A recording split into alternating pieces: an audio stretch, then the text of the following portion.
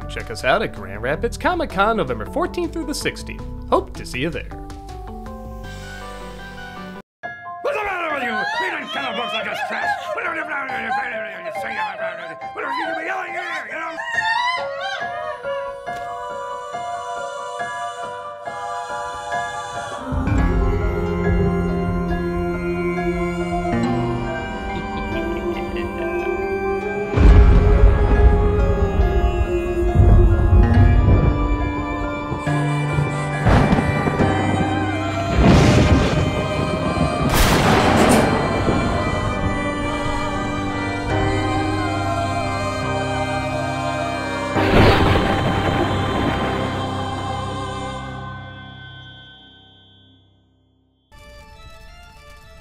And then the ghost said, "And I will haunt you forever." Ah! Critic, you have to finish the ghost story. This is dumb. I'm very clearly a fire hazard. Come on, Critic, it's like we're in a spooky 90s kids show. Well, no kids shows in the 90s were spooky, so I have no interest. Why do you have to be such a bummer about the creepy things that we grew up with? Yeah, like Are You Afraid of the Dark? Or Erie, Indiana. Or Goosebumps! Oh, I loved Goosebumps! Remember Slappy the Dummy? Or The Dead House? Or the Evil Sponge! Critic, you could have been scared by an evil sponge. Oh, just hearing the way you talk about it scares me. What 90s kid didn't love Goosebumps? This 90s kid. Well, that's because you got too much 80s in you. Yeah, Goosebumps was fun. I guess it just wasn't the right age for it. Well, what do you expect? It's still for kids. Yeah, it's no Friday the 13th, but it's the most you could do given the age group. I don't know, I don't think that's true. Oh yeah? What's your idea of PG horror? Flashlight.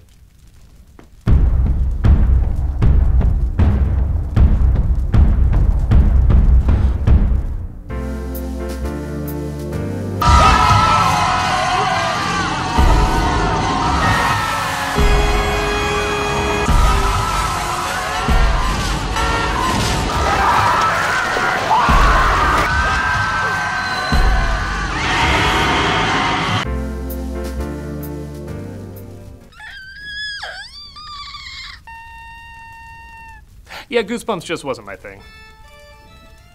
That's not to say there aren't a lot of good things that came from the series. The late 80s and early 90s was not a popular time for kids to read, so any book, let alone a franchise that made it cool, was something to be admired.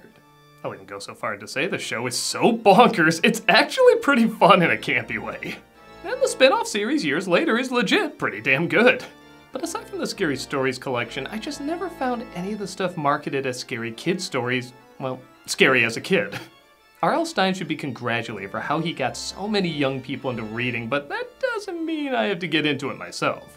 And it could very well be an age thing. I remember I have friends that read them and really liked them, but it always felt like Happy Meal Stephen King when the real Stephen King was right there. So yes, I admire a lot of what it did, it just was never something I personally got into. So it's probably no surprise that I didn't get into the Goosebumps movie.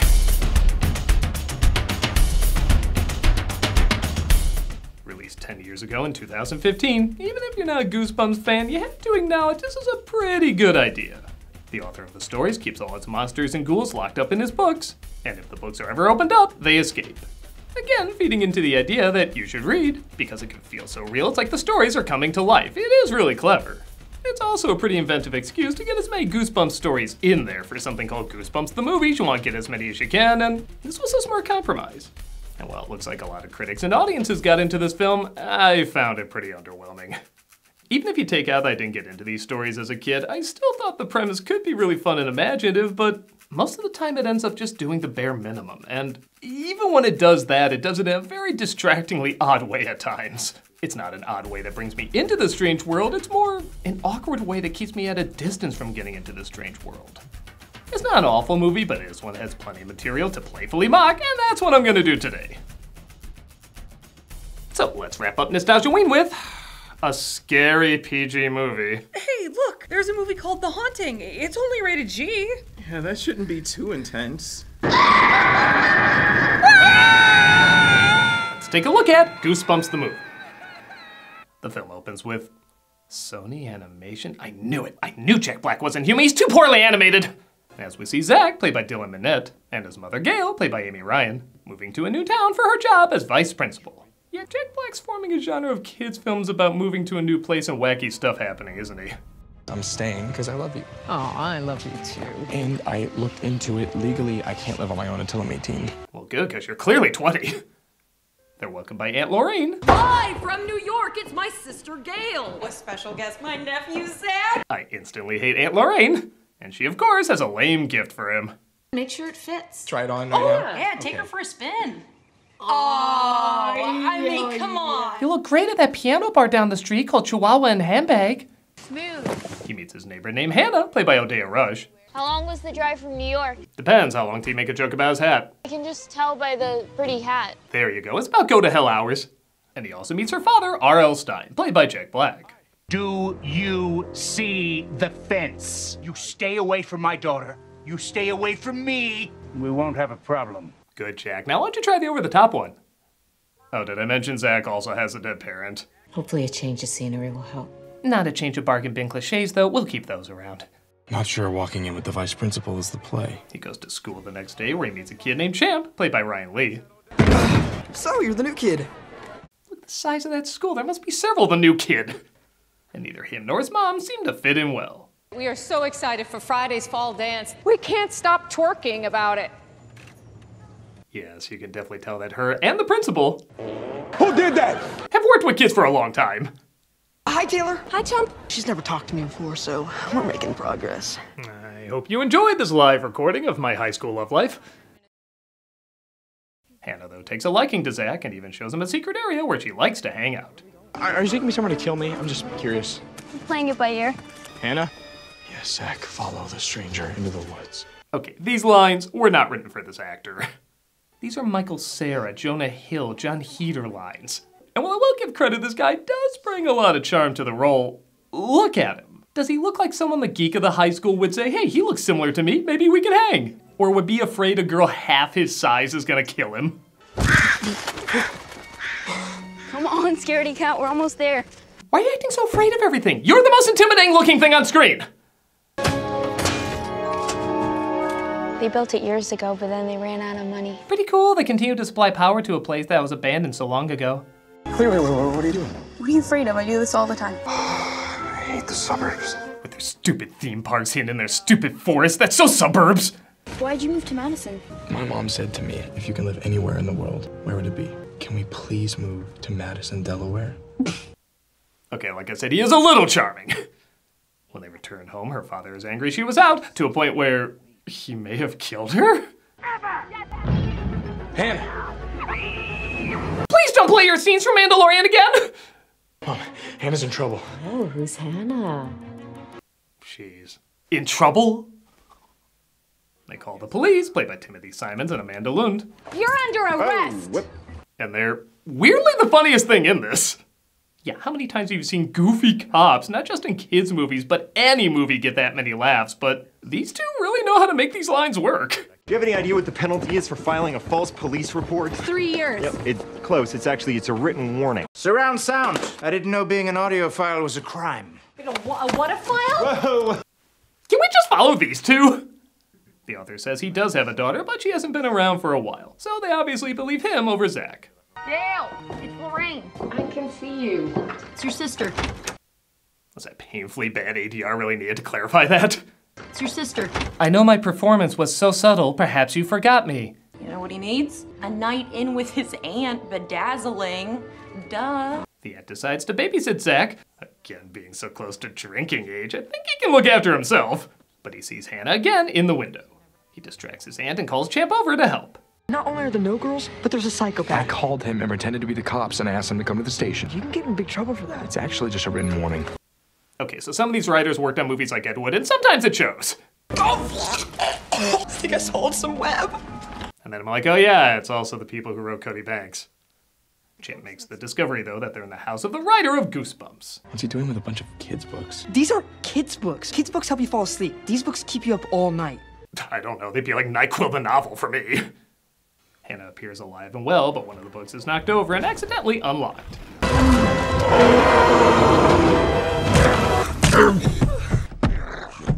Oh god, they opened the novelization of Red 1.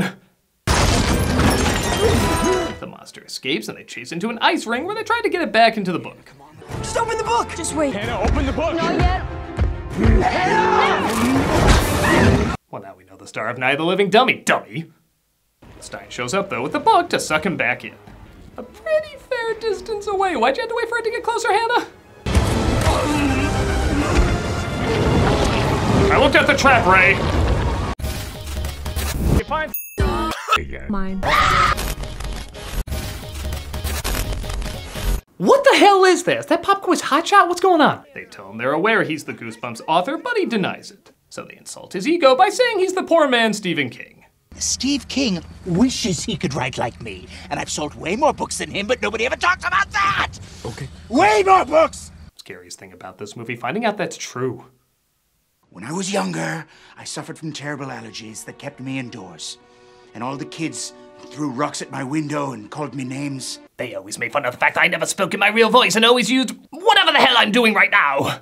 Yeah, that's the thing I'm figuring out about Jack Black movies. Whenever he does a believable performance, he's pretty entertaining. Jumanji, Mario Brothers, Kung Fu Panda, Tropic Thunder. Even though these are comedies, he feels real within the worlds they created, and he helps bring them to life. But when he does a silly voice like Mandalorian, Minecraft, Borderlands, or R.L. Stine, it just sounds exactly like that, a silly voice. You're grounded. I told you to stay away from us or something bad would happen. Really good idea. He's a keeper. Go exploring? When? That can be fine in a short sketch or a song, but for an hour and a half, it is so damn distracting, especially during serious moments. I was trying to protect her. This gift of mine is a curse. You have no idea how lonely it's been until Hannah. She's different. He sounds like Jim Carrey doing Count Olaf doing Jim Carrey. There's no way I can get into the emotion of this. Speaking of impressions, want to hear Jack Black's Mark Hamill? You're giving me, what's the word? Goosebumps. Oh my god, he's so creepy. He is? Man, I am really not the audience for this. The scariest thing is his voice giving me PTSD to his claptrap performance. What's the plan, friend? You must have brought me out for something fun. Slappy slipped out one of the books that fell over, and he uses his new freedom to release other monsters from their literary prison. That one's a real page turner. How does he reach the pedals? We're here to remind you there's 2 little monsters ripping up kitchen scenes this year. No, please, I already ruined Gulliver's Travels. Why couldn't you have written stories about rainbows and unicorns? Because that doesn't sell 400 million copies. Yoga porn stars can't suck their dick as well as this movie. Oh, thank God, at least the cops are back in the story. I was frozen! No, I'm too depressed. They were the best part of the movie. What the hell are you doing? You better have damn great writing coming up to make up for their absence. Oh my god, Dad! Dad, what happened to you? Oh, thank God. Guys, false alarm. It's not my dad. Did I mention one of the writers at Turbo worked on this too? They figure out Stine could just write a book where all the monsters are destroyed, which is actually a pretty clever plan. But he says he needs a specific typewriter. Every story I've ever written was on that Smith Corona. It's not just me. That typewriter is special. It has a soul of its own. I know, I wrote a story about called Typey the Ghostwriter Typewriter. That one took 2 days for me to write. It looks like the typewriter is at the school, of course, while a dance is going on. There better be witches that look like drag queens doing a song number. So they drive on over. It's the invisible boy. He's a menace. Oh man, what crazy ideas are we gonna do with this?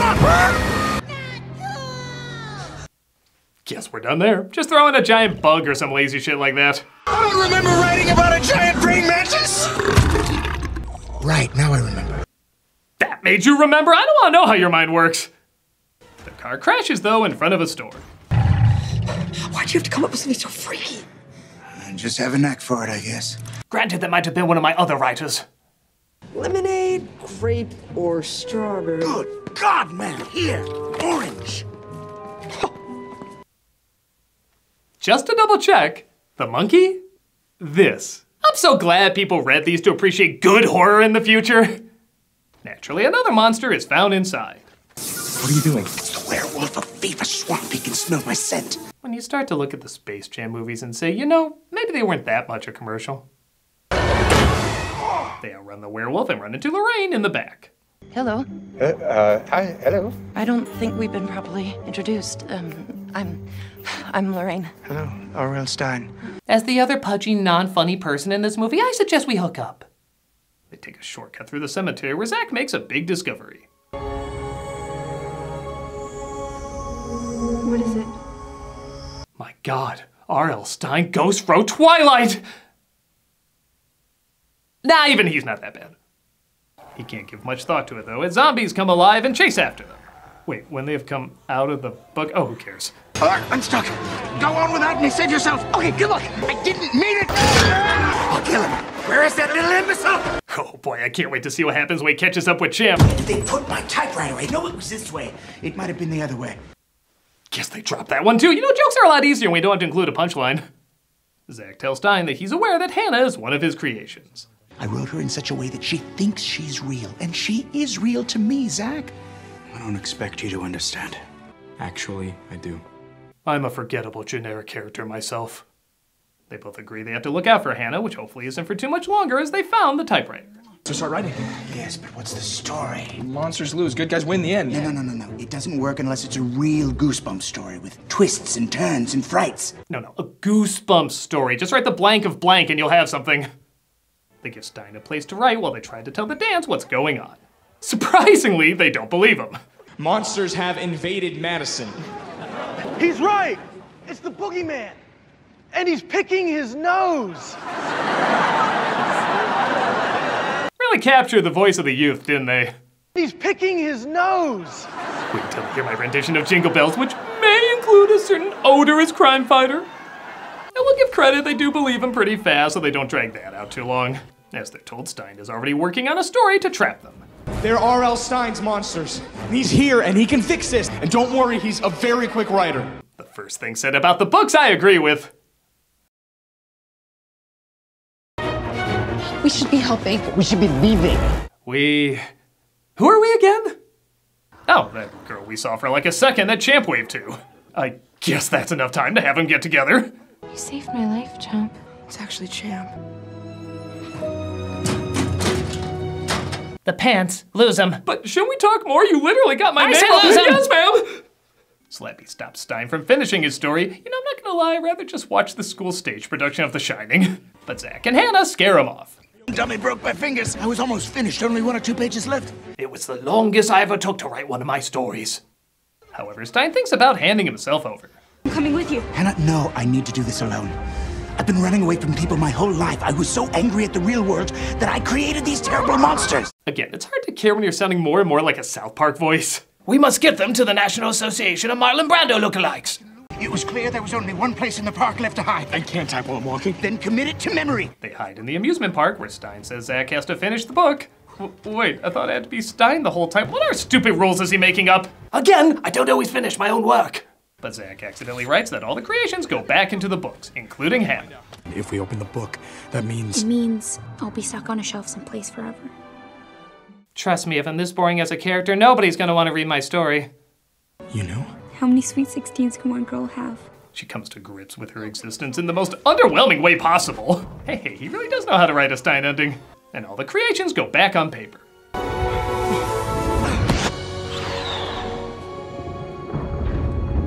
Don't worry, I'll write a less suicidal one next time. Actually, I'm not too far off, as when the town goes back to normal. I'll give you a 60-second head start. It's okay, Mom. Let's go in together. I really feel like we've grown the 1 minute of screen time we shared when all the chaos was going on. Hello, Mr. Stine. Hello, Mr. Black. He's the new drama teacher. And yeah, okay, that's kind of cute. We get this scene. Do you, mister? She'll always be in here. And in there. And also right over there. Okay, that was good. I'll admit when there's a good joke. I may have written one more book. This one I wrote during a commercial break for Tales from the Crypt Keeper. Yeah, you're welcome for unlocking that buried memory. I know, I guess I did follow through on the Invisible Boy joke.